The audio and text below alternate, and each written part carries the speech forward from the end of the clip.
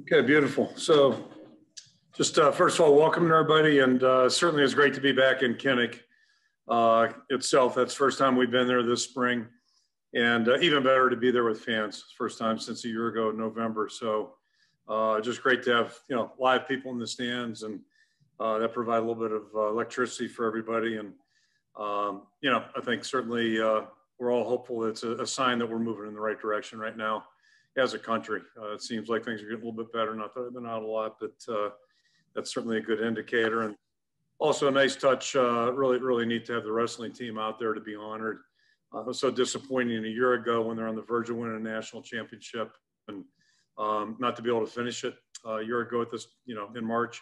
So for them to do what they did this year and achieve such a high level, just absolutely fantastic, and compliments to all of our teams. They're all doing so well, and some have done so well. Season's over, but team's doing the great job right now. And even the women's soccer, great win at Penn State the other day. So just really happy for all the athletes and the coaches that are having such success, and great to share the field today and have a chance to honor the wrestlers. So happy about that.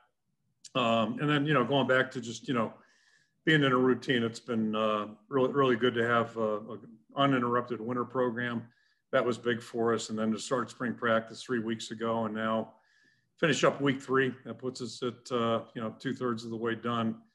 Still a lot of work to do, but just to be in a rhythm where we're working, day to day, Monday through Saturday, basically, and having some semblance of routine that's been badly needed. And, it's all good. And then as it, transitions into football, certainly that's what spring practice is all about. Been really pleased with the attitude of our players. I think they've worked hard, showed up each and every day with a good focus, whether it's meetings or practice. I think they've had a good attitude there. But clearly we have a lot of work to do, and that's true in any spring.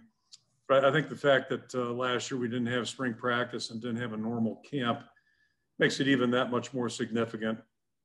Certainly for our first-year players, this is their first spring, so it's all new to them anyway. And they're still trying to figure out, a lot of things about what we're doing, whether it be offense, defense, or special teams. But you look back, last year's first-year class, our second-year players now, they didn't have a spring practice last year. Again, they've never gone through a normal preseason. And so they've missed out on a lot of fundamental work. And I think that's shown on the field, has showed. And will continue to show, I'm sure, the rest of the spring ball. But with that, we're seeing improvement, and most of it's guys flashing here and there, that type of thing. But we are seeing improvement. Guys are making incremental gains, and with 2 weeks left now, the challenge is to try to develop a little consistency with that performance. And that's what we got to do. And I think I explained before, we're not overly worried about putting the whole thing together. It's not what the whole thing looks like. It's more about the individuals and the groups, how they're progressing and coming along. So, we'll finish up here 2 weeks from now, and then have 4+ months to get ready for the season, 21 season, and every step along the way is really important. But just in summarizing again, I think our veteran players, our guys with experience, that performed well. They're also doing a good job leading, and that's where it all starts. We're not going to have a good football team next fall if they don't, not only play well, but elevate their play. So I think they understand that they've embraced that responsibility. So, now we just continue to work, and, it was great to be outdoors, great to have a nice day like today. So that being said, I'll throw it out for questions. Thank you, Coach. I believe everyone knows the drill. If you have a question, please throw your hand up in the chat or the reactions button. The first question this afternoon, Coach, is from Scott Docterman. Good afternoon, Kirk. How are you? Good, Scott. How about yourself? I'm doing well. Thanks for asking. I was interested in watching Alex Padilla out there, and he got a lot of work with the ones and the twos. Seemed to have command on one drive for sure. How has he progressed as a quarterback, and where does he is he still clearly number 2? How's the competition going at that position? Yeah, I think, I've said it 3 weeks ago and probably feel the same right now. Spencer still has a real advantage from experience, and he's doing a nice job. And then after that, it's wide open right now, and we have rotated pretty liberally. We may talk about that rotation moving forward here, and to work 4 quarterbacks is a little bit of a challenge. But I think after Spencer right now, it's wide open, and I'd probably say Alex and Deuce are probably the closest to each other at this point. And then Connor's done a good job too. So, you know, it's way too early to call it. And, you know, if one of them can elevate past Spencer, so be it. But it's all about competing out there. But overall, just pleased with the group. I think all four of the guys have made progress from last year and certainly have a lot of opportunity for more progress as we move forward. Coach, the next question from Mark Freund. Kirk, good to see you. What did you think of the wide receiver group today? I thought obviously Tyrone stood out, but a lot of guys seem to be doing some good things, especially with all the new faces. We consider Tyrone a starter. I know we had two seniors last year, but we consider Tyrone to be a starter. He's done a lot of good things the last 2 years for us. And, I think he showed that today. He's ready to play and has practiced really well. He's done a good job giving us good tempo out there. Then the other guy that's not practicing right now is Nico Reganey, but we consider him to be a starting caliber type player too.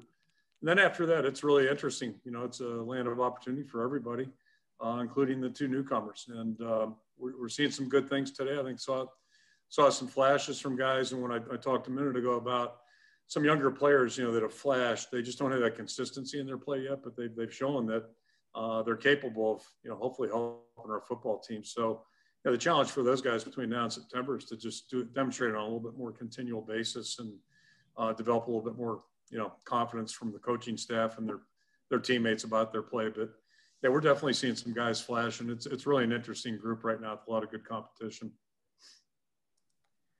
Next question, Coach, from Leah Ban. Hey, Coach. I noticed that Joe Evans was getting quite a bit of work on the edge today, and I was wondering if you could speak to how he's been doing lately in spring. Yeah, Joe's not exactly the same as Tyrone Tracy, but kind of similar. You know, he emerged last year, you know, maybe actually going back 2 years ago. I'm thinking about the Minnesota game out here. But, you know, he really has just worked hard since he's been here. I think we have all of us, I think I speak for everybody, we have total confidence in Joe. The way he plays, the way he does things, and not that he's not improving right now, but so yeah, we look at him, we look at Zach. Those two guys have had some experience, and then happy about that. And then John Wagner's done a really good job at the end position also, and yeah, we are rotating those three guys with the first group right now. And John, you know, you talk about guys that haven't played but are doing things pretty consistently. John and Noah Shannon, both in that defensive line group, are just, you know, a tier below Zach, and you know, Joe's probably somewhere in between. But you know, they've been practicing pretty consistently. They've been in the program, and they're demonstrating right now they have a good feel for what it takes to play and play successfully.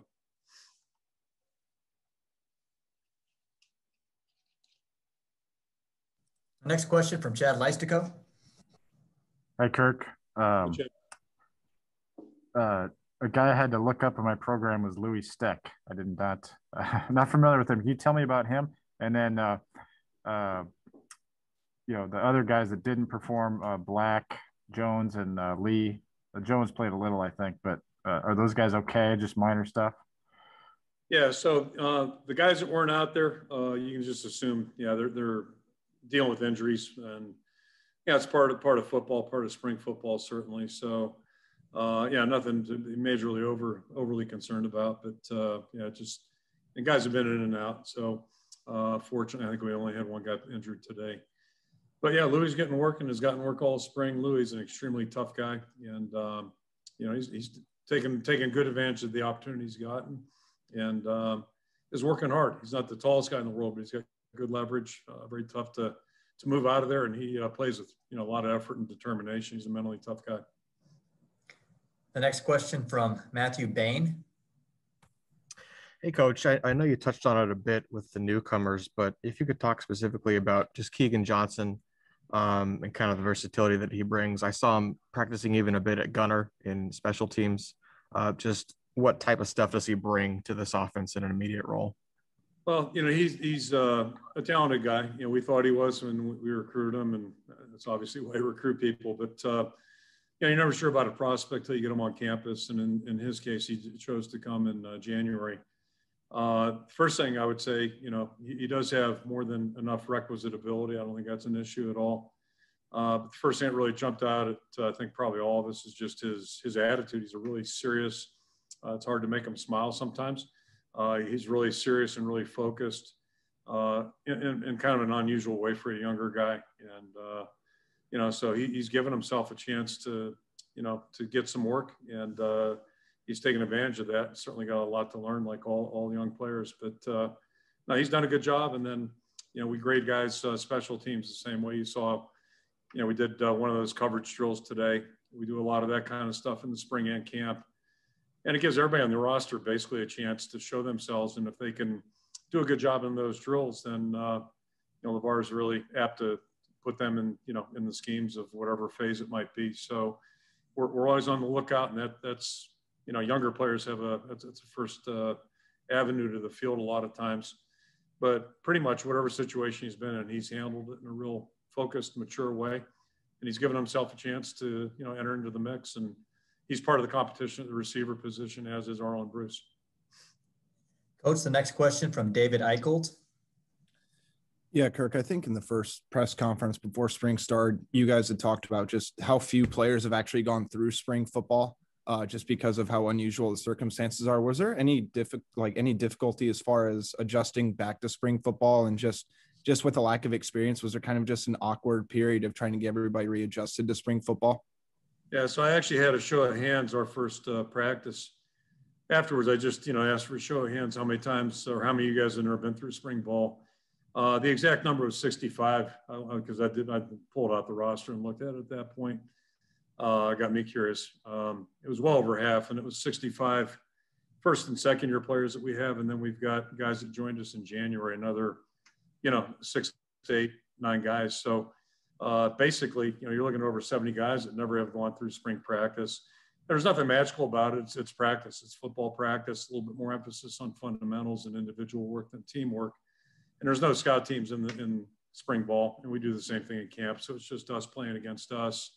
But the idea is to have good competition, create good competition, and create an opportunity for guys to learn how to play with a good fundamental base, regardless of the position. So, yeah, there was no big adjustment other than that our base was not good, is not good.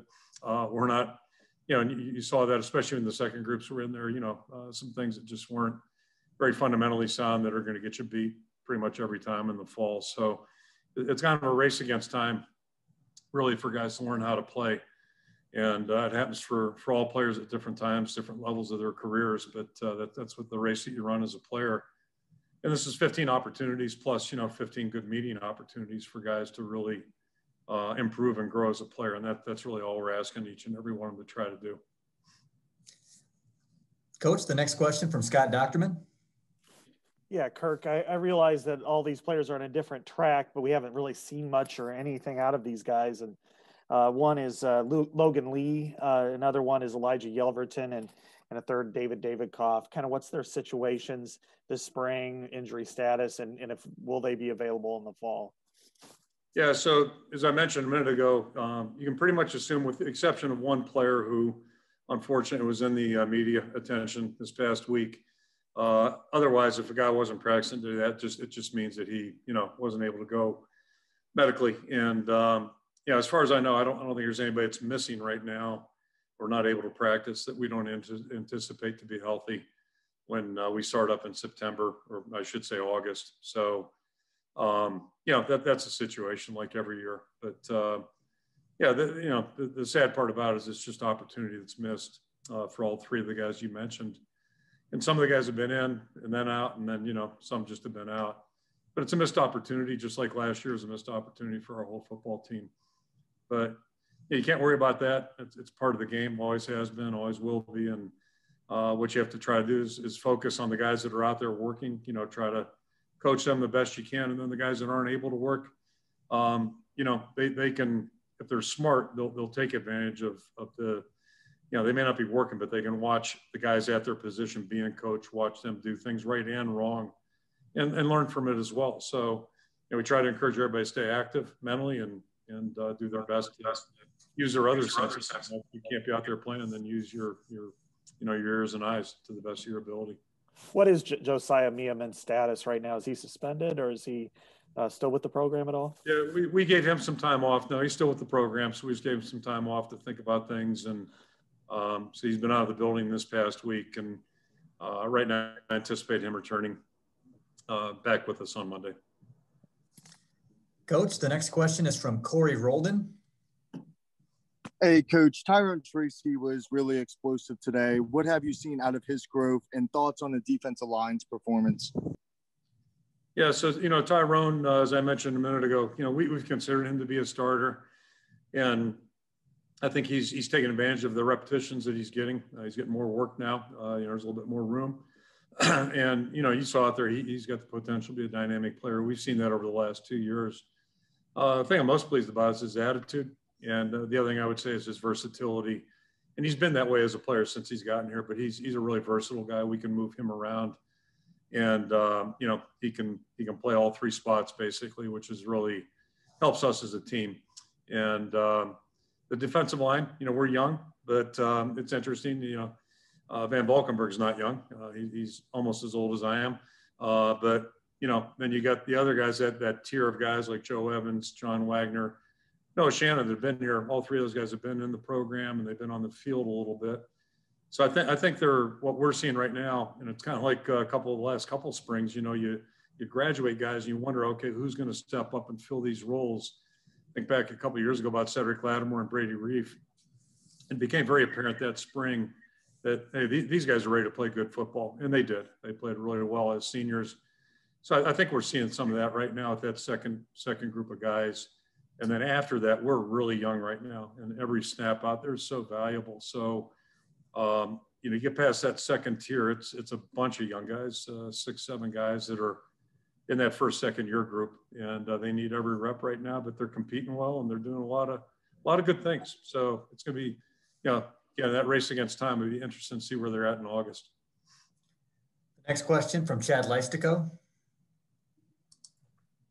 Hey, Kirk, just overall, would you say the quarterback play today was pretty representative of what you've seen so far through 8 or 9 practices this spring? Yeah, spring, it's always ups and downs. And, it might be bad protection. You might have bad throws. You might have poor routes or whatever.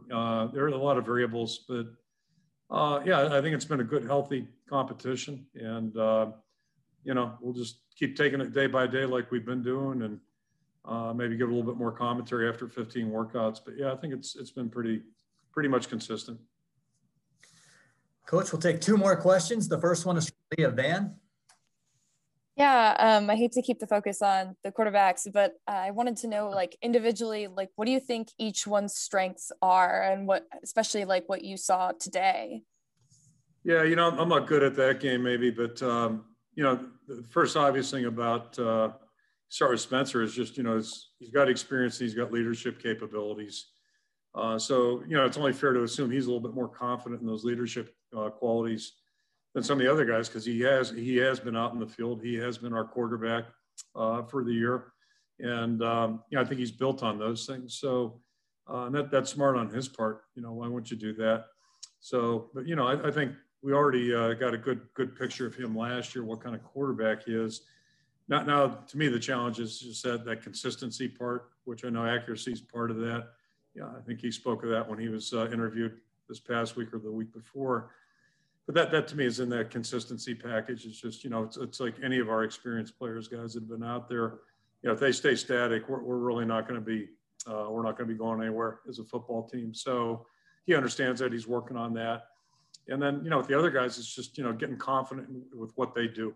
And they're a little bit different. All three of them are different players from each other. But, that's really not what's significant. It's just them getting confident, being more decisive, being more assertive as players. I think that's really what it gets down to for a quarterback.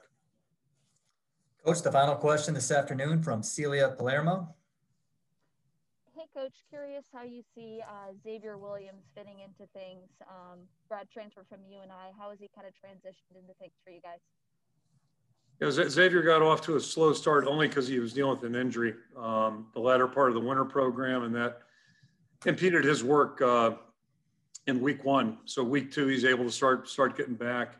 So he's dealing with 2 things right now. He's dealing with, getting back to full speed physically, where he can be a little bit more confident. He's clearly not, let me backtrack. I'll go back to January when he showed up. He's clearly not like a typical freshman, right? He's an older guy. He's a very mature guy, not only physically, but also mentally. So, he's got that going for him. He's not overwhelmed out there in the field. but he did have to deal with a little bit of a physical setback that happened, like I said, the second part of the winter program. And then the other obvious thing is, you know, it's a different system right now, different techniques, different calls, all those things. So he is like a new player there. It's like one of the transfers from that standpoint. I think it's a little bit easier for a guy that's been in a college system. I think he, you know, has a little better feel for college football. But I don't think you saw today probably what you're going to see in August, and just it'll probably be the same way 2 weeks from now. I don't think it's fair to think that he's going to be 100% in terms of, you know, just being decisive and confident as a player. But I'm really glad he's on our football team. He's, first of all, just a first-class young person. And then secondly, you know, I think he's got a chance to really help our football team. So we'll let that play out. But, you know, he's not quite ready for that right this second, that's for sure. But I wouldn't rule him out. That'd be my advice on that one. So. Thank you, Coach. All right, Coach. Thanks for popping up, saying hello, and thanks for taking your time this afternoon. Appreciate it, guys. We'll see you in a couple of weeks here. Thank you.